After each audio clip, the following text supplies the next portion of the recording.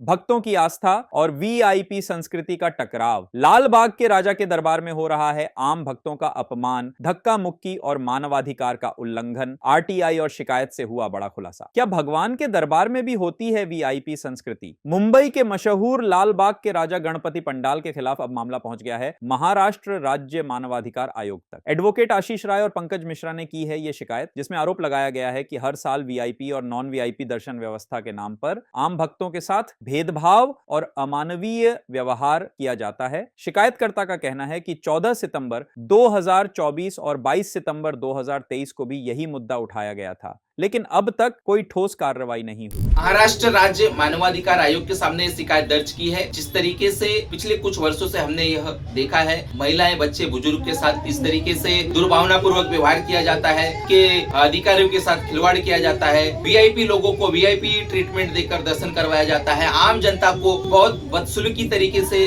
वारदात जैसे संगीन अपराधों से जैसे चीजों से गुजरना पड़ता है। ऐसे आपराधिक तत्व वहाँ मौजूद होते हैं, जिसमें उनके मोबाइल चोरी हो जाते हैं, उनके कीमती सामान चोरी हो जाती है। ऐसे विषयों में कितनी कार्रवाई हो पाती है, कितनी शिकायतें दर्ज होती है, इन सब चीजों को ध्यान में रखकर ये शिकायत दर्ज की गई है। और जिस तरीके से वहाँ भीड़ अंतिम दिवस में मौजूद होते हैं, उससे लेकर क्या मैनेजमेंट प्रॉपर तरीके से की गई है कि नहीं की गई है, इसे ध्यान में रखकर और उस चीजों को निवारण किस तरीके से किया जाए। पिछले 2 वर्षों से जिस तरीके से हमने मुंबई पुलिस कमिश्नर को इन सारी शिकायतों की बारे में जानकारी दी लिखित तरीके से, अब तक हमें उसमें कोई पॉजिटिव रिस्पांस उनकी तरफ से नहीं मिला है, जिसे ध्यान में रखकर ये शिकायत अब महाराष्ट्र राज्य मानवाधिकार आयोग के सामने दर्ज कर कार्रवाई करने और ठोस निर्देश देने हेतु दर्ज की है। हमें आशा है कि इसके ऊपर कठोर कार्रवाई होगी और जो आम जनता है उसने न्याय मिलेगा। हर साल लाखों भक्त, जिनमें छोटे बच्चे, महिलाएं, बुजुर्ग, दिव्यांग और गर्भवती महिलाएं शामिल हैं, उन्हें 24 से 48 घंटे तक लंबी कतारों में बिना मूलभूत सुविधाओं